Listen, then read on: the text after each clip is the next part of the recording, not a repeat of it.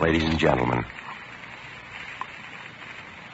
the makers of Fatima cigarettes and the entire cast and crew and technicians of Dragnet respectfully dedicate tonight's program to the memory of Barton Yarbrough, who created and portrayed the role of Sergeant Ben Romero.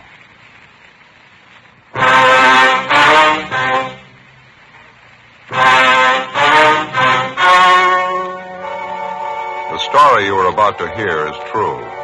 The names have been changed to protect the innocent. Fatima Cigarettes. Best of all, king-size cigarettes brings you Dragnet.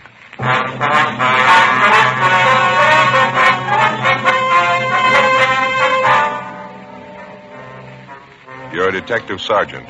You're assigned a robbery detail. 2 convicts escaped from a nearby state penitentiary in the early morning. According to reports, they're heading for your city. They're both armed. They're both dangerous. Your job? Get them. Fatima, America's first, largest-selling blended cigarette. Now king size. See the difference. Taste the difference. Smoke the difference. And in Fatima, the difference is quality. Yes, you get all the advantages of extra length, plus Fatima quality, which no other king-size cigarette has. Fatima quality that gives you extra mildness, a much different, much better flavor and aroma. Definitely the best quality in its class, but the same price as the cigarette you're now smoking. So compare Fatima yourself today. When you see the difference, taste the difference, smoke the difference, you'll switch to Fatima. Because in Fatima, the difference is quality. Ask your dealer for Fatima in the bright, sunny yellow pack. Fatima, best of all king-size cigarettes.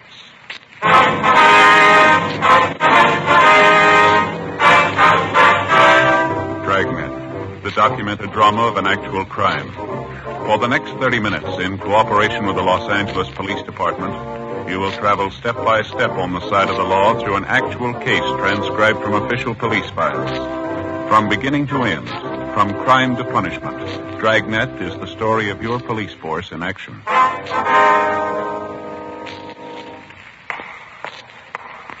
It was Saturday, April 24th. It was hot in Los Angeles.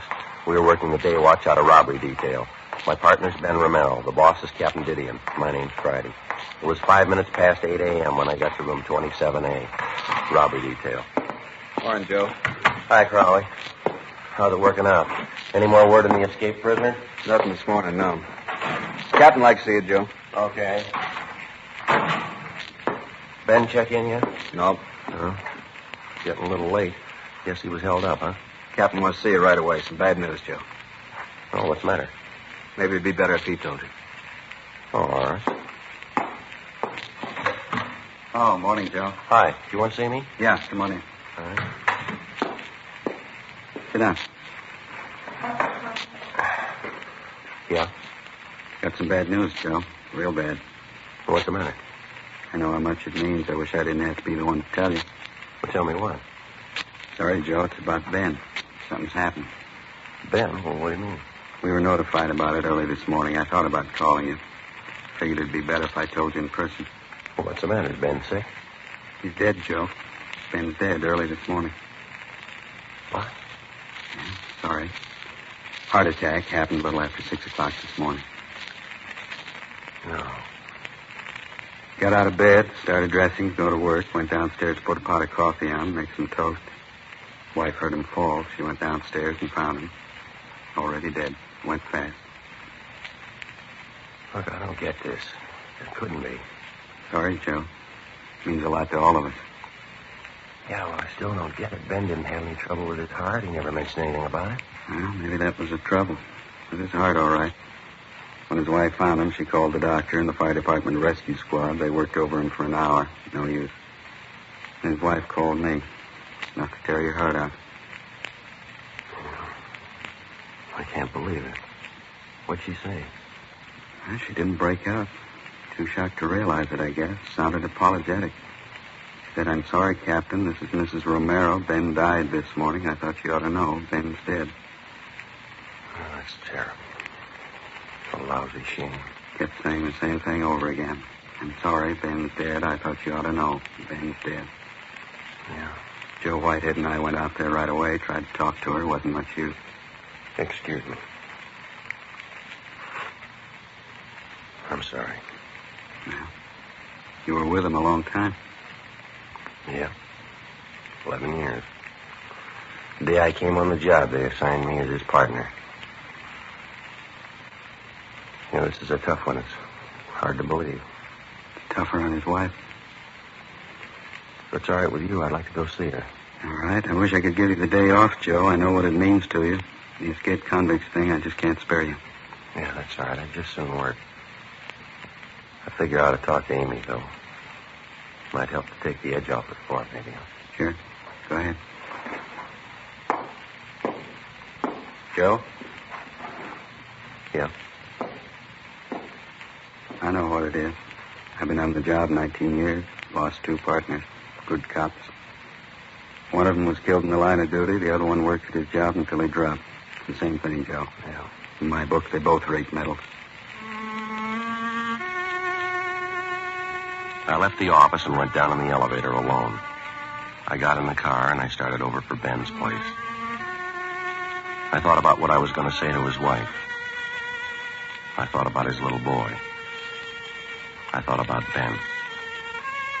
11 years I'd been working as a cop. And all of a sudden it wasn't the same anymore. I thought about the first day I met Ben. I was a rookie. I remembered what he taught me about being a cop. I thought about how much I owed him. I thought about the thousands of cops just like him all over the country. The ones that came before us. The ones that'll take our place. I thought about their lives and their homes and their families. What they meant. What their jobs meant. I thought about Ben. 11 years. Stakeouts, the early morning watch, interrogations, office duty. You could cover it in volumes or you could write it on the back of an envelope. He was a good cop and he was a good friend. There wasn't much else to say. It was a big loss. I stayed at Ben's house for about an hour talking to his wife. Joe Whitehead from the medical detail was there. All things considered, she seemed to be taking it fairly well. I told her I'd drop around later in the day, and then I checked back in at the office for work.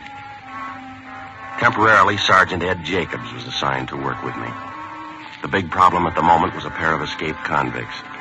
Jacobs and I drove out to run down on a possible lead. 11:05 a.m. We got to the address listed, the Cathedral of St. Augustine.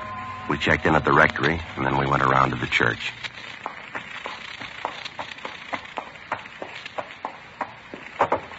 Go ahead. Okay.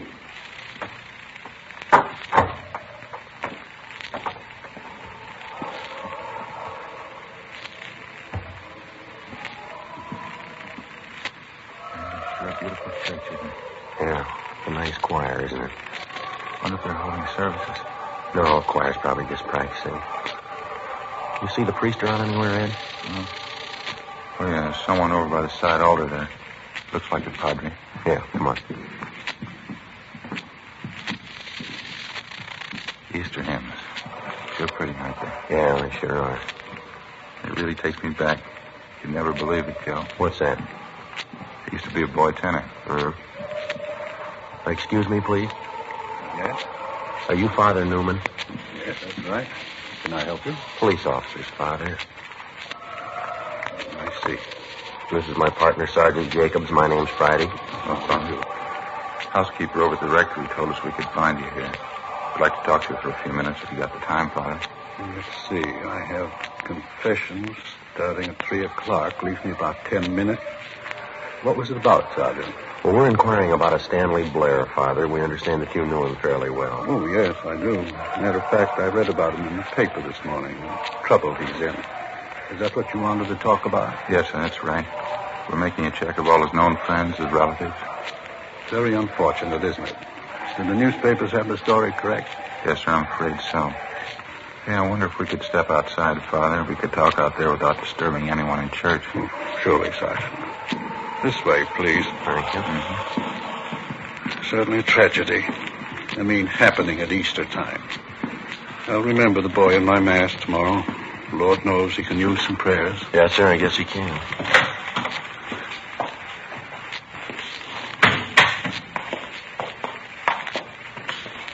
Here we are. Bench there, if you care to sit down. No, sir, that's all right. The newspapers weren't too specific. How did he manage to escape the way he did? I always thought state penitentiaries were well guarded. Oh, apparently Blair was one of the trusted prisoners. It's a minimum security prison to begin with, Father. I see. I suppose Blair and the man he escaped with thought about it a good deal. According to the paper, it was well planned. When did they get away, last night? Oh, it was this morning. Prison officials figure about 2 a.m. They slugged a guard and went over the wall. Somehow the two of them got hold of a gun, held up a motorist on the highway and stole his car. That's the last report we had. Terrible. Do the police consider them dangerous? Well, they're armed, Father. Both of them were doing time for robbery. They've both used guns before. How about possible contacts he might have out of town, Father? Can you help us there at all? I'm afraid not, Sergeant. I think Stan knew some people in San Francisco. I don't know their names or addresses, though. I haven't any idea. And there's no special person or place that you know of that he'd be likely to go if he heads back for Los Angeles? No, none I can think of. You imagine he'd be likely to come back here? We're not sure. Last report we had seemed to indicate Blair and his partner were heading this way. Prison's only about 40 miles away. Could be there in the city now. I don't understand. I mean, with all the police looking for them, why would they come back here? They probably figure they can find cover a lot easier than they could in some of the small towns. Sergeant. Yeah, Father. Do you think they'll have trouble taking Stan? I mean, can they take him alive? Well, we'll try our best to make it that way. It's like I told you, Father. He's got a gun. If he's cornered, there's a good chance he might try to shoot his way out. It gets discouraging sometimes. I try to help them. I pray for them. Young thieves. I only hope they're all as lucky as he was. How's that, sir? The grotto back there in the garden. Figure of a man in it. Oh, yeah. It's a statue of Bismarck. It's one of the luckiest men who ever lived. I like to tell fellas like Stan about him. I don't think I understand, Father. You know the story of the crucifixion, the two men who were crucified with Christ. They were both thieves. Mm-hmm. A few minutes before he died, one of the thieves turned to Christ on the cross, confessed his crimes, asked our Lord to remember him. Christ told him, "This day you'll be with me in paradise." The man's name was Disma. We like to call him the good thief. Oh, yeah. Uh-huh. I told Stan about it right here in this courtyard. He should have remembered it. Yeah, I guess so. I told him you never give up hope. You can make the grade in the last 5 minutes of your life. Stan ought to know better. He ought to remember. Sir? The good thief. He made it with a prayer, not with a gun in his hand.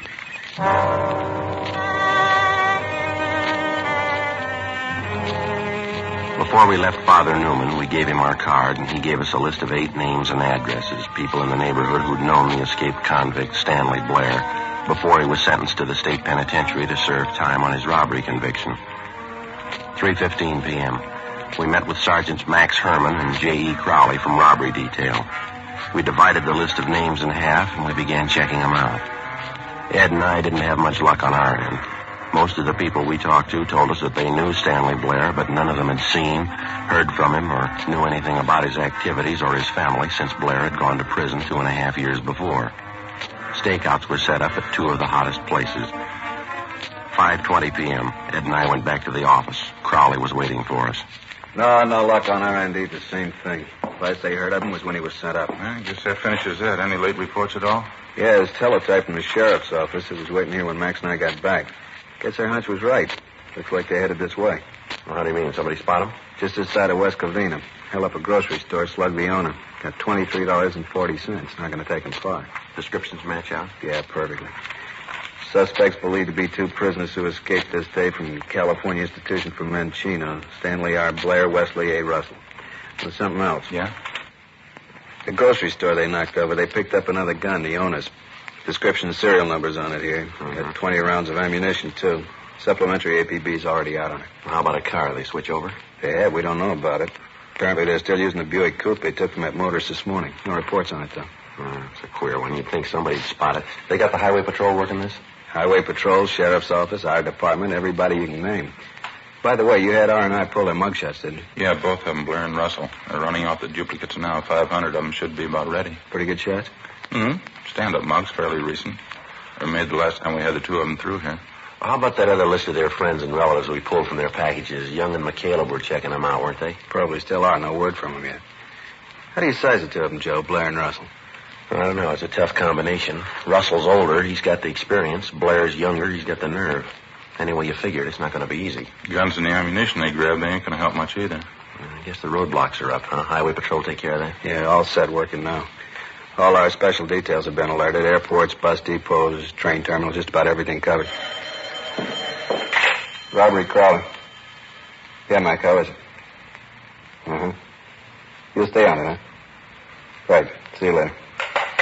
But Caleb, he and Young are still checking on friends of Russell, some of the places he hung out. Any luck? Nothing yet. Either one of you see the captain on the way in? No, he said he'd be over at the sheriff's office, didn't he? Hot shot. I'll get it. Yeah. What is it? Clothing store out on North Fig, 211 and Slugging. They're sure moving fast. Same? You got it, Blair and Russell. 5:55 p.m. A supplementary broadcast and an all-points bulletin were gotten out immediately on the two escaped convicts. While Crowley and Herman stood by at the office, Ed Jacobs and I picked up duplicate mug shots of the suspects and drove out to the scene of the robbery, a men's clothing store near the intersection of North Figueroa and Merced. We showed a group of mug shots to the victim and two witnesses, and they definitely identified Blair and Russell as the hold-up men. The robbery had netted them less than $20. We relayed all the information we got back to communications immediately, and another supplementary broadcast was gotten out on the two fugitives. An hour later, at 7:05 p.m., Blair and Russell hit again, this time at a sporting goods store in the San Fernando Valley. It netted them $94, a .30-30 hunting rifle, and 200 rounds of ammunition. According to the broadcast, they were last seen heading north through the valley in the Buick Coupe, the original escape car. 7:38 p.m., Ed Jacobs and I got a call to return to our station. We went back to the city hall. Got a hunch, Joe. It's going to be a long night. Yeah, it's a rough one. Guns and ammunition. If they want to make a stand, they're all ready for it. Can't see how they can go too far in that hot car. Roadblock set up. Somebody's bound to stop them. Well, they're doing all right so far. Go ahead, Joe. Yeah. Friday, Jacobs? Yeah, Captain, you want us in here? Not for long. Keep your coats on. The rest of the men have already left. What's the latest? This. Communication from the Ventura Sheriff's Office. Blair and Russell were spotted just across the county line. Sheriff figures they got them boxed in. How close? A lot of territory, 20-square-mile circle. They say they got Blair and Russell tied down inside, and they're on foot. We're sending up men to help out. You're two of them. 20 square miles is going to take a lot of men. Well, if we need more, we'll get them. It's no easy touch. They're desperate. You heard the latest? No, what's that? Last place they hit in the valley, they served notice they're not going to be taken alive, either one of them. Well, that's good sales talk. What do they got to back it up? 3 guns and a load of ammunition. If we want to take them alive, they swear it'll cost us 10 men. They'll kill 5 cops apiece. You any ideas? Yeah. Let's make liars out of them.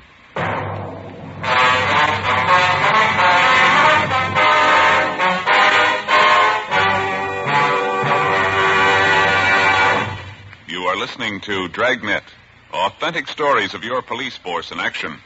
Fatima, America's first, largest-selling blended cigarette.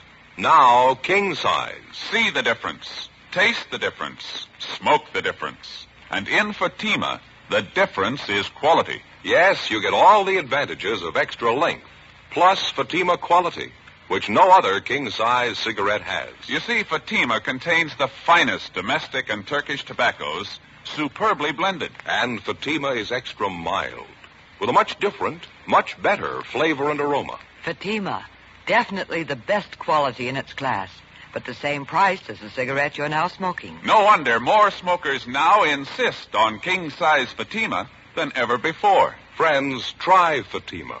Buy several packs. Compare them over the last weekend of the old year. We're convinced you'll start the new year with Fatima. Yes, when you see the difference, taste the difference, smoke the difference, you'll switch to Fatima. Because in Fatima, the difference is quality. Buy Fatima. Best of all, king-size cigarettes.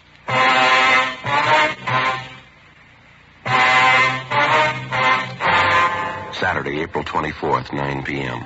Along with Captain Didion and a dozen other men from robbery detail, Ed Jacobs and I left the office and headed north up through the San Fernando Valley.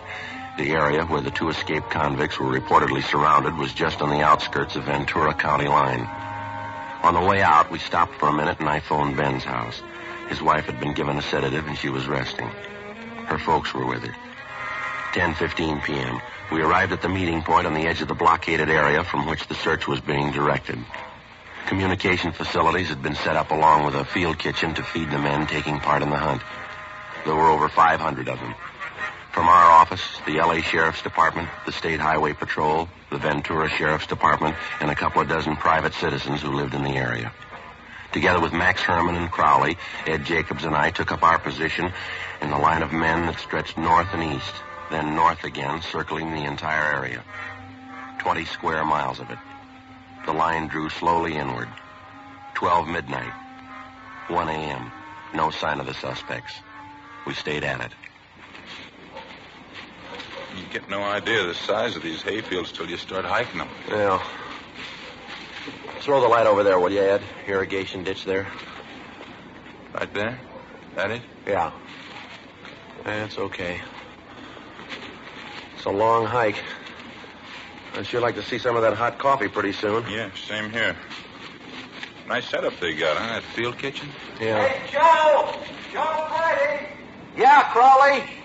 You got the riot gun, haven't you? Yeah, we got it. You want to send up another flare? Towards the clump of trees. Over this way. Light it up good, huh? Okay, Crowley. About a 45-degree angle, Joe. That ought to do it, huh? Yeah, okay. That ought to do it. Really lights it up, doesn't it? Yeah. You got any extra magnesium shells there, Ed? Yeah. Let me get one right here. Here you are. Thanks. There we go. Friday, that you? Yeah, Captain, over here. No use beating the brush here anymore. We're moving up 3 miles north. How come? Blair and Russell, they hit again, kidnapped an old couple from a farmhouse. They still on foot? Yeah, as far as we know, they're hemmed in a 2-square-mile area. They may try to break out, use the old couple for a shield. Well, where's that leave us? I don't know. You think they'd harm the old couple? They kidnapped them. They're desperate. You figure it. 1:45 a.m. All of the men in the search party were shifted north to the area where the 2 escaped convicts and their kidnapped victims were last seen. 2 officers were sent to each farmhouse in the immediate neighborhood to make sure that the suspects and their victims were not hid out or that they were being held as hostages. The officers were ordered to remain at the homes in the event that Blair and Russell might try to find cover. The searching party moved in slowly over the affected area. We knew for certain the suspects were still somewhere inside. 2:15 a.m. Still no sign of them. The lines drew in closer. 2:30 a.m. Can't be much longer, that's sure. Yeah, well, I can't understand it. We should have jumped them by now. It's only a few hundred feet to go. There's the other line closing in toward us. Wonder if they could have slipped through. Beats me, Ed. Who's that coming? Can you see? Yeah, looks like Crowley. Yeah, that's him. Joe? Ed? Yeah. Hiya. Over here. You got any word? They found the old couple tied up in an irrigation ditch half a mile south of here. They all right? Yeah, they're okay. Old lady's forehead, bad head wound. She was slugged. She and her husband have been taken to the hospital. How about Blair and Russell? No word. Just heard the captain ask for the car with a loudspeaker. He's over there now with Sheriff Durley. Well, they couldn't have gotten through the lines. They got to be around here somewhere. Doesn't figure we combed every foot of this neighborhood. Attention all officers. Attention all officers. This is Captain Didion. Return to your posts immediately. The search has been canceled. The search has been canceled. How about that? I don't know. Come on, let's find out. There he is, just getting out of the car. Captain? Yeah. What's the matter? Are we giving it up? No, maybe we've been going at it backwards. We've been trying all night to jump them. Got a new idea. Yeah? Maybe we can make them jump us. 2:48 a.m. Captain Didion and Sheriff Durley ordered the men to return to the sheriff's office. With the exception of 2 deputy sheriffs, Captain Didion, Sheriff Durley, and Ed Jacobs and myself, the rest of the searching party vacated the area. The plan was to give the general impression that the search had been called off in the hope that it might bring the suspects out in the open. Because of the darkness and the early morning fog settling over the terrain, we knew that the odds were all against us. Captain Didion and Sheriff Durley decided instead to try and lure Blair and Russell from wherever they were hiding out. Each of the small farmhouses in the immediate neighborhood, 8 of them in all, were already under surveillance. Each of the occupants were requested to park their cars in a conspicuous place outside their homes with the distributor heads removed. They were asked to turn all the lights off in their houses. In the event they heard anyone trying to start their cars, they were to remain indoors. Ed Jacobs and I were assigned to cover 2 of the houses. The other men covered the rest of them. The 2 houses that Ed and I were assigned to cover were separated by about 500 yards. We staked out in between the 2 of them. We waited. 4 a.m., 4:30. Sure cold, huh? Yeah. Fog goes right through you. We're going to be getting light pretty soon. Oh, Joe, I just remembered. Yeah, what's that? Easter morning. Wonder how long this is going to go. I promised to hide Easter eggs for the kids today. Well, if it's going to break, it has to break soon. Be daylight in a half hour or so, and they won't have a chance then. Wait a minute. Farmhouse down on the left? Yeah, sounds like it. Come on. Can you see the car? Wait a minute. Yeah. You cover the passenger side. I'll come up on the driver's side. And watch it. Joe, hustle. They're getting out of the car. All right. Hold it up. Police officers. Watch it, Joe. Blair. Russell. You haven't got a chance. Throw down the gun. All right, Ed. Let's give it back. Hey, don't shoot! Throw out the guns. Come toward us with your hands open. Don't shoot, West. Do what they say. Come on out. Don't shoot, West. All right, come on. Keep coming. That's far enough. All right, cover him, Ed. I'll shake him down. Yeah. We'll break him. Look out, Joe! All right.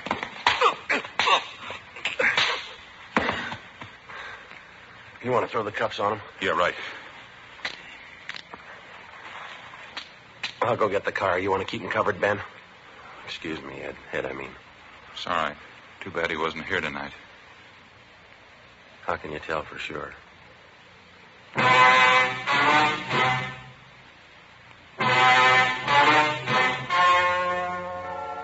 The story you have just heard was true.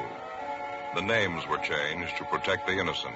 On July 16th, trial was held in Superior Court, Department 88, City and County of Los Angeles, State of California. In a moment, the results of that trial. And now, here is our star, Jack Webb. Thank you, George Fenneman. Friends, we all hope that you enjoyed listening to Dragnet in 1951. We all like to think that you'll be with us during the new year. On our part, we hope to do 2 things. To bring you the kind of entertainment you want, and to introduce you to Fatima. Fatima, America's first largest-selling blended cigarette, now king-size. And believe me, it's the best of all king-size cigarettes. So next time, buy a pack of Fatimas. Compare them yourself. When you see the difference, taste the difference, and then smoke that difference, I'm convinced that you'll switch to Fatima. Because in Fatima, the difference is quality.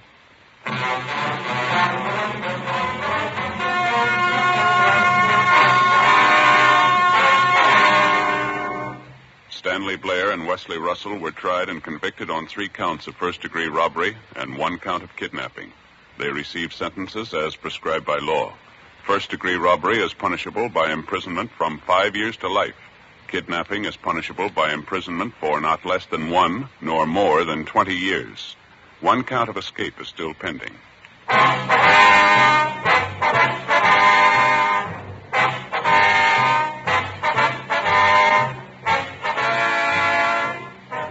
You have just heard Dragnet, a series of authentic cases from official files.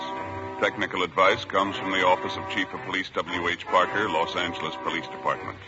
Heard tonight were Barney Phillips and Vic Perrin. Script by Jim Moser. Music by Walter Schumann. Hal Gibney speaking. Fatima Cigarettes. Best of all, king-size cigarettes has brought you Dragnet.